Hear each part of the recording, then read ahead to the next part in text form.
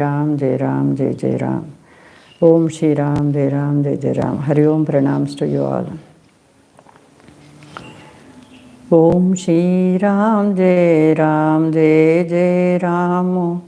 Shri Ram Jai Jai Ram. Shri Ram Jai Jai Ram. Shri Ram Jai Jai Ram. Om Shri Ram Jai Jai Ram. Shri Ram Jai Jai Ram. Shri Ram Jai Jai Ram. Shri Ram Jai Jai Ram. Om Shri Ram Jai Jai Ram. Shri Ram Jai Jai Ram. Shri Ram Jai Jai Ram. Shri Ram Jai Jai Ram. Om Shri Ram Jai Jai Ram. Shri Ram Jai Jai Ram. Shri Ram Jai Jai Ram. Shri Ram Jai Jai Ram. Om Shri Ram Jai Jai Ram. Shri Ram Jai Jai Ram. Shri Ram Jai Jai Ram. Shri Ram Jai Jai Ram. Om Shri Ram Jai Jai Ram. Shri Ram Jai Jai Ram. Shri Ram Jai Jai Ram. Shri Ram Jai Jai Ram. Om Shri Ram Jai Jai Ram. Shri Ram Jai Jai Ram. Shri Ram Jai Jai Ram. Shri Ram Jai Jai Ram. Om Shri Ram Jai Jai Ram. Shri Ram Jai Jai Ram. Shri Ram Jai Jai Ram. Shri Ram Jai Jai Ram. Om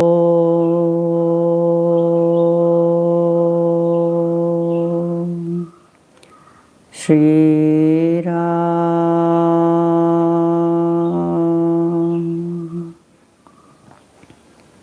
Jai Ram. Jai Jai Ram. Om Shri Ram Jai Ram. Jai Jai Ram. Om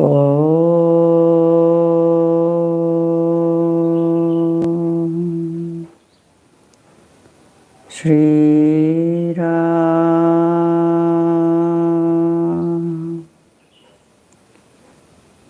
Jai Ram.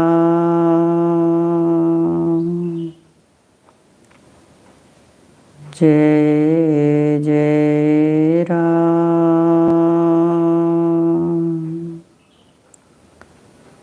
Om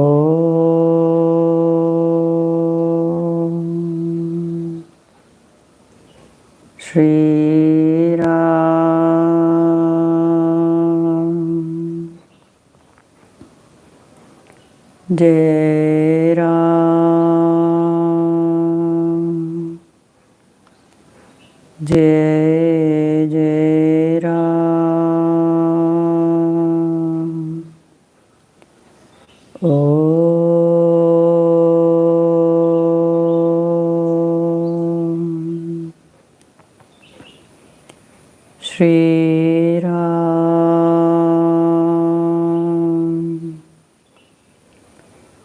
Jai Ram.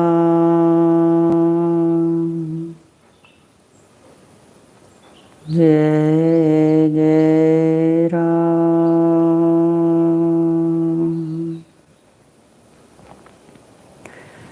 Hari Om Pranams. So we are in third day, Srimad Bhagavad Gita, So yesterday we have seen how our attitude counts.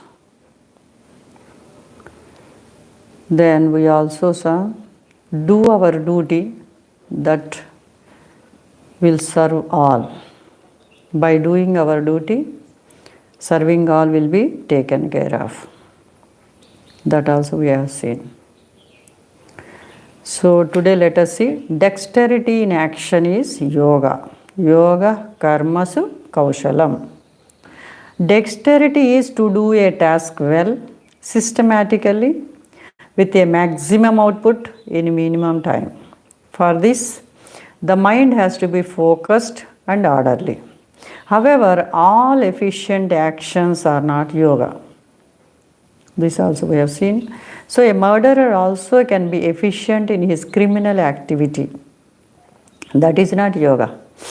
So actions have a knack of binding. They are never ending.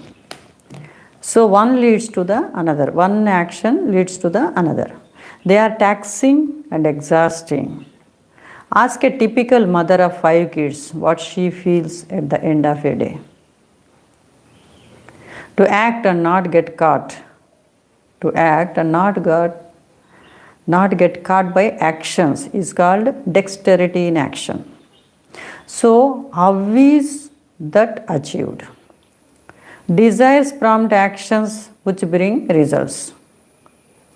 As we enjoy or suffer the results, new or deeper impressions or vasanas are created, which in turn create desires, which prompt further actions, which inevitably bring results. So this endless chain of desire, action, result, impression or vasanas, again desire, action, result, vasana, is called the bondage of action. So when we act with the karma yoga attitude, the existing vasanas get exhausted and no new vasanas are created. Then the pressure of vasanas reduces and the mind becomes fit for higher pursuits. This is called dexterity in action. Equanimity is yoga. Samatvam yoga uchyate. So some of us are feverishly active, hyperactive, workaholics, ambitious, go-getters, high achievers, or just hardworking. But all our actions are performed in order to gain more wealth, fame, recognition, power, position, appreciation, or awards. We are tense whilst working, stressed whilst waiting for the results, and elated or dejected when we get results. In short, we are agitated throughout. We therefore need to distress frequently. De-stress. So our tea breaks, vacations or sabbaticals are also taken with the aim of increasing our work output for bigger material gains. However, they bring little relief as they are spent planning our next action usually. So some are busy filling in to-do list mentally when while sitting in meditation also. So it is only when we do action without likes and dislikes or selfish motives and without insisting on results that we can remain calm. When can we remain calm? When we do action without likes or dislikes or selfish motives and without insisting on results. That we can remain calm and collected while acting. So we can then put in our best effort and remain poised as we reap the fruits of our actions. Be they success or failure. This equipoise in action and its result is called yoga. So what we have to do our best and leave the rest to God. So that much we have seen yesterday. Today we will see the goal of human life. What is the goal of human life? All of us, without exception, want happiness, isn't it? So we want eternal and infinite happiness here and now. We don't want temporary happiness that we are going through. We know. But we are looking for, we want eternal and infinite happiness and not in future. We want now and here. So this is the single goal of every human being, universal goal of human being. Whether it was in the past, in the present, and no doubt will be so in the future too. But infinite happiness cannot be attained by finite actions. Infinite happiness cannot be attained by finite actions or from finite things and beings. So infinite happiness we cannot be attained by actions, finite actions or from finite things and beings. It can only be found in that which is infinite. Infinite happiness can be found in infinite only. So the self or truth is infinite and of the nature of infinite bliss. Ignorance of the self. What was the ignorance? Thinking oneself to be the body, mind, intellect and senses. Or transmigratory individual can only be removed by self-knowledge. This is the main theme of Gita. Realization of one's true nature. Realization of one's true nature of infinite bliss through self-knowledge. That is called moksha, liberation, nirvana, sakshatkar or atmagnana. The realized person is called jnani, man of knowledge. Jivan mukta, one liberated while living, or mukta, liberated one. Now let us see a realized person. A realized person, how he will be and all. So from a judge's seat, a person pronounces wise judgments. How we behave depends on where we are seated. How we behave depends on where we are seated or in which knowledge we are rooted. Where we are seated and which knowledge we are rooted. Our behavior is a reflection of our vision. A child naturally behaves childishly. In several chapters of the Gita, the characteristics of a realized person, the state of his mind, and how he interacts and responds to the world is described. He is called Sthita Prajna, Gunatita or Bhakta with reference to the theme of the chapter. A state that transcends the speech and the mind cannot be described in words. A state that transcends the speech and the mind cannot be described in words. Many speak of it as a wonder. And the one who realizes it is also wonder. Only a person of self-realization can understand the state of realization. However, these characteristics are given so that what is effortless and natural to them become practices and ideals for us. These should become our checklist for self-improvement. They should not be used to judge or grade others.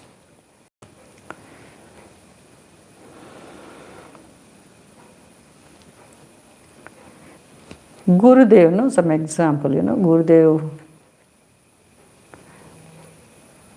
and Anandamayi were at a satsang in Mumbai. A devotee asked Ma Anandamayi to speak about her experience of the truth. What she did? She sat silently. Gurudev spent an hour describing what the silence meant. Ma Anandamayi kept nodding to indicate that was what I meant. So now let us see some characteristics of the realized master. It is called Sthita Prajna. So number 1, Atma Tushtaha, contentment in self. Desires are innumerable. The objects of desires may be many, but what we really want is happiness. So there is only the desire to be happy. We think happiness is in an object or being. We think, that happiness is, we can get it through an object or a being. Or, perishable things. So we desire them. So the realized master has found the source of infinite happiness within. The infinite happiness is within, he founds. He knows I am infinite happiness. He is therefore totally self-content, full and fulfilled within. Full and fulfilled within. Like the ocean which remains ever full, whether rivers stop pouring their waters or pour all their waters, the realized master remains fulfilled with or without objects and pleasures. Nishkamata. Second point is Nishkamata, desirelessness. Realization leads to total freedom from all desires. There is no dependence on any object or being for happiness. Desires cause hesitation.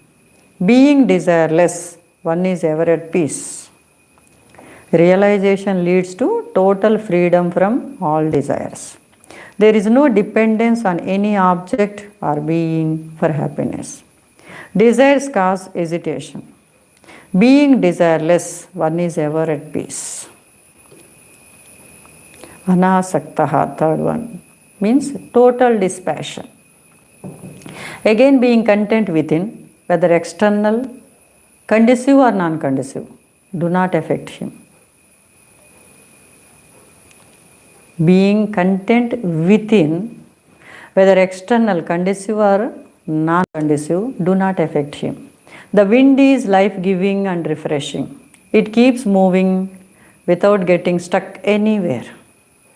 It has no preferences of being present with an object or insistence to be a particular place.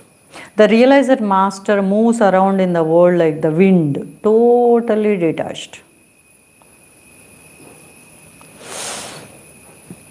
So a man hurled a tirade of abuses at the Buddha. The Buddha moved on, unaffected. So his disciple asked, "How dare he speak with you like that? Shall I give him back a few choice words?" The Buddha said, "If you have taken them, give them back. If you have taken them, give them back. I have not accepted them, so I don't need to return anything." Profound message Lord Buddha has given. So the other party may give, but whether to accept it, take it in or not is my choice.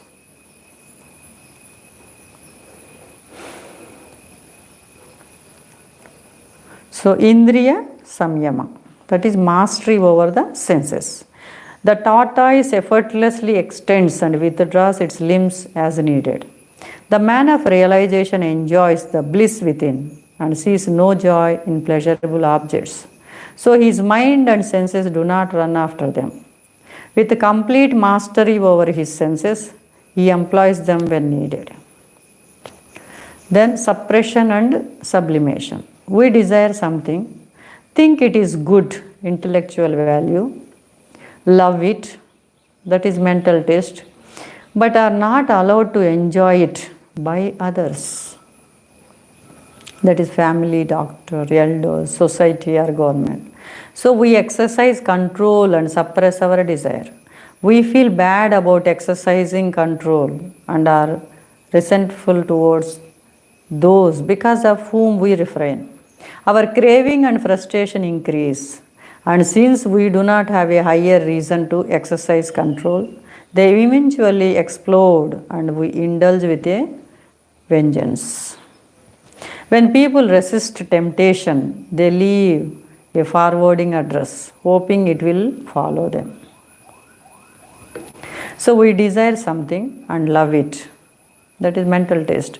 But no, it is not good for us. No intellectual value, and want to overcome it, higher goal, then we ourselves choose to exercise control. For example, the desire to improve grades helps a student to refrain from watching movies. We feel good and stronger each time we resist the temptation to indulge. As our mind becomes stronger, our confidence increases, then we outgrow the desire. Withdrawing ourselves from the non-conducive, lower, and attaching ourselves to the conducive, higher, helps us sublimate our desire. So, withdrawing ourselves from the lower, non-conducive, then attaching ourselves to the higher, conducive, helps us to sublimate our desires. What is true happiness? True happiness puts an end to all sorrows. Just as right knowledge ends ignorance and light removes darkness. Can one be truly peaceful and unhappy? Peaceful and unhappy? Or truly happy and agitated? A peaceful man is truly happy, and a happy man is truly peaceful. So, that is how the realized persons, we have seen all the some characteristics, may not be all, some of them. What are the things? First one is contentment in self, then desirelessness, then total dispassion, then mastery over the senses. So those are the qualities. Then we will see the ladder of fall tomorrow. So we will try to reflect on these things, try to imbibe whatever the qualities or characteristics the realized master has. Through sadhana, through practice, we will try to reach that state. Om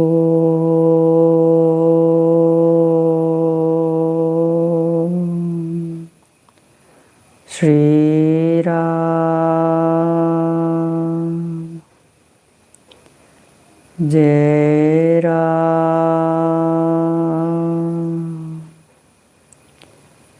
Jai Jai Ram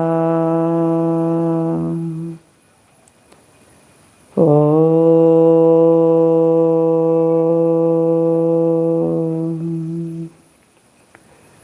Shri Ram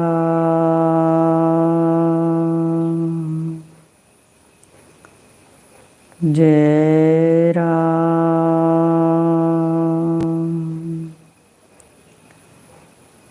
Jai Jai Ram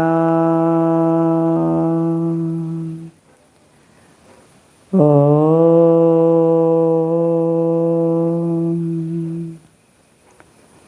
Shri Ram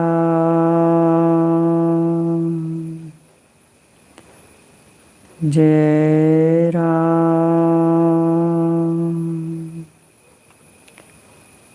Jai Jai Ram. Hari Om, pranams to you all. Hari Om.